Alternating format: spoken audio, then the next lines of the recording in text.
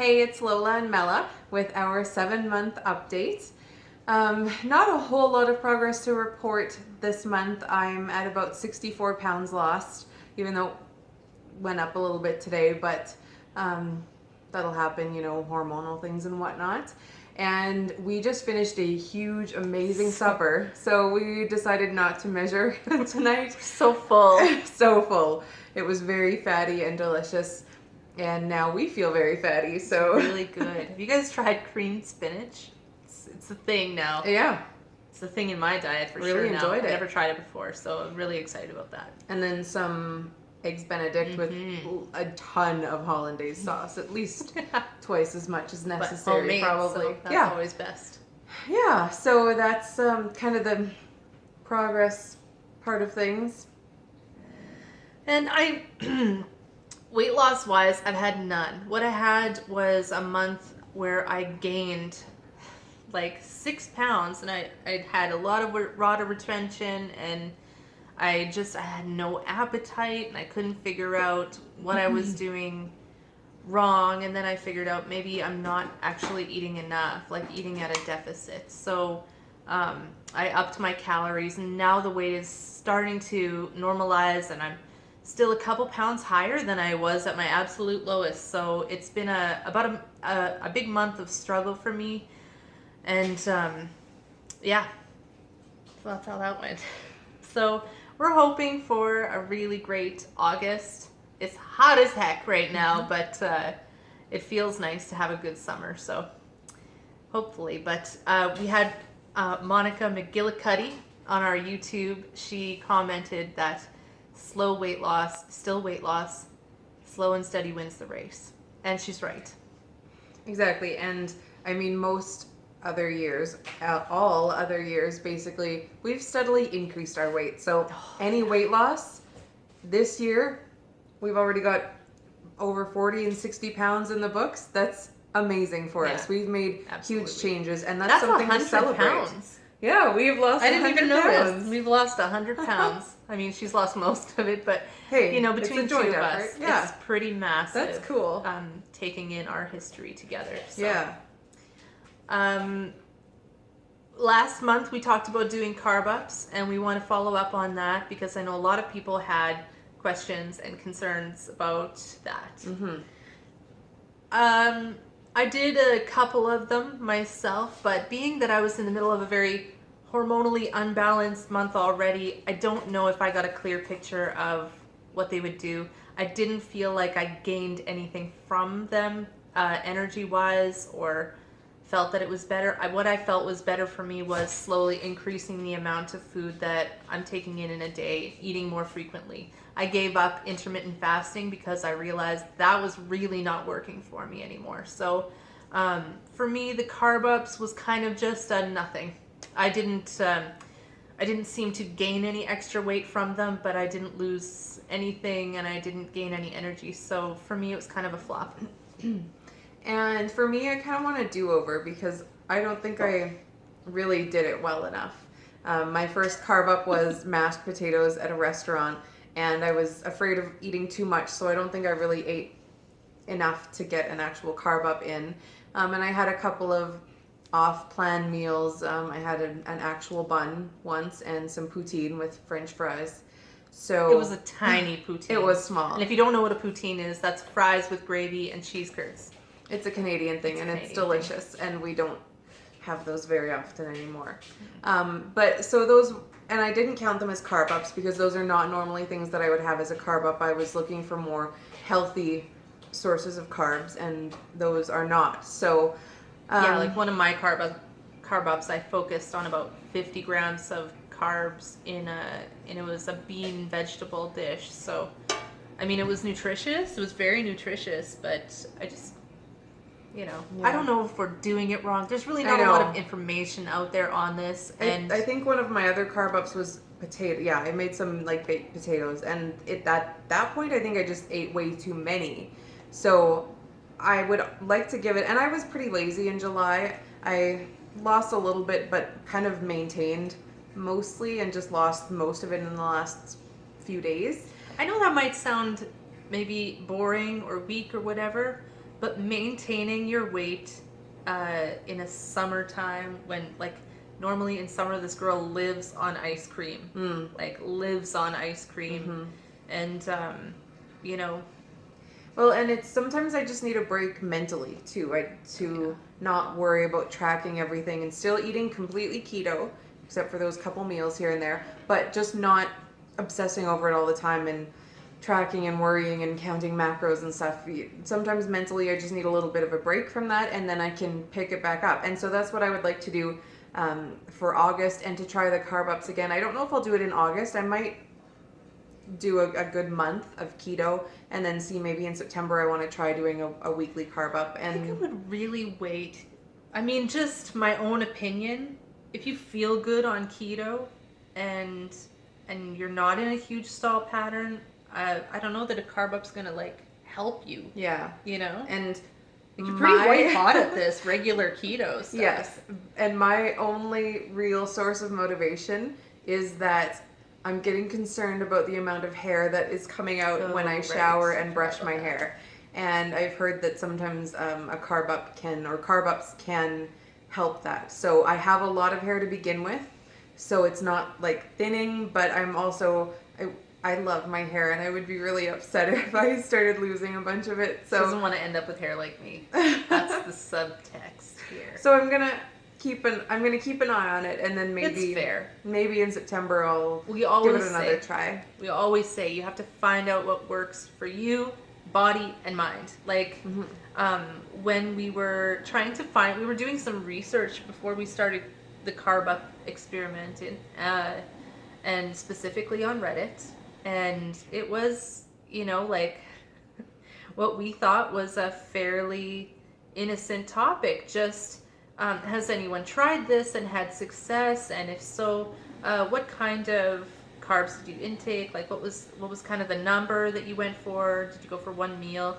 And we were kind of lampooned on Reddit for it, and it was really discouraging for this reason, and that is we joined Reddit for a support community, and I feel like at times it can become less and less of a support community and more of a read the FAQ. If it's not in there, we don't believe it, and you know, like the keto calculator is the gospel, and I don't subscribe to that. I feel like we should support each other no matter what, because if we were doing something mainstream, we wouldn't be on keto, right? Keto is not mainstream, and we all have faced it from our families, from our doctors, like the confusion and lack of education out there on low carb diets. And so going to a community that's just like devoted to the ketogenic lifestyle and being lampooned like that, if I wasn't so already ingrained in this, I would have quit. Like, if this was my first week and the people there had treated me like that, I would not have made it, because I needed a support community, and I'm glad I have one. So I want to thank our YouTube followers and our Instagram community, because they are aces. Like, everybody just accepted it and said, like, good luck with your experiment. Let us know how it went. It didn't work for me, or, you know, like, and that's what this should be. It should be a give and take of information, because they're not doing big studies on stuff like this, because it doesn't sell drugs. So we need to be there for each other to help each other learn. Exactly. And someone actually just My asked soapbox here. Someone asked almost the exact same question on Reddit just today and got the same answer. And I feel like it's the keto community on Reddit, some people are wonderful at asking questions, and then others are very stuck in the black and white. These are the rules. You do not go outside of the lines. This is keto. If you do anything else, it's not keto. I mean, when I chimed in on the carb up thing, I was told I was not eating a keto diet. But I mean, we're all different. We all have different issues. You know, our bodies are different. They respond to different things. And so we have to find out what's right for us. And it makes me really sad that that place where you're supposed to be able to go to ask questions and get some feedback and some answers is really just a lot of people attacking others for straying outside of the keto rules. The thing is, I'm not asking for anyone's permission to do what's right for my body. And the only reason I was on Reddit in the first place is for support, like because there is lots of information. There's people out there who are fountains of information, but they're maybe not the most supportive people. And I just think if you really want this diet to become a lifestyle for many people, you should support people even if they're experimenting outside the lines. Anyway, that's how I feel. So if you can find a community that is supportive of you, stick with them, support them no matter what. I love the people that we're in contact with, and there's a lot of good people on Reddit. Don't get us wrong. Lots. We're just talking about the experience that we've been having lately with anything that doesn't fit the keto frequently asked questions box. Yeah. And I do understand some people are concerned about, people getting back into a bad habit with carbs or that triggering something, and I can understand that. I was scared to have a cheat or have something higher carb or something that was in my old lifestyle too, but now that I know that I'm strong enough to just have that one thing and then move on and go back to keto. And something else that I noticed, someone on Reddit today had a cheat meal, and I don't like calling them that anymore because I can eat whatever I want. I'm choosing to eat low carb, high fat because that's what is working for me and makes me feel good. But I have the choice to eat whatever I want. So I chose to have a little bit of poutine one day. I enjoyed it and then I moved on. I'm not letting myself feel guilty about it or kick myself or punish myself. That just doesn't do our bodies any good. Well, and that goes back to the very first video that we did where we said this is not a diet for us anymore. If I think about this as a diet, I'm not going to make it because I'm going to see every little deviation as a failure. This is just a lifestyle. Like maybe I'm not living a 100% ketogenic lifestyle. I live keto every day and the deviations fit into my lifestyle. Exactly. If I want to have a little more fruit today, I'm gonna because I'm a grown woman and I don't, Exactly. And the thing is that in a keto adapted body, you can handle a few more carbs here and there. It's not like a big deal. It's not like I'm failing. The proof is in the pudding. We are both getting great results in more than just weight loss. And I feel like maybe that flies in the face of people who really need to be disciplined in their macros and everything like that. That's fine. Like there's all kinds of people. Just for me, mentally, I got into this at the brink of despair because everything I had tried had failed.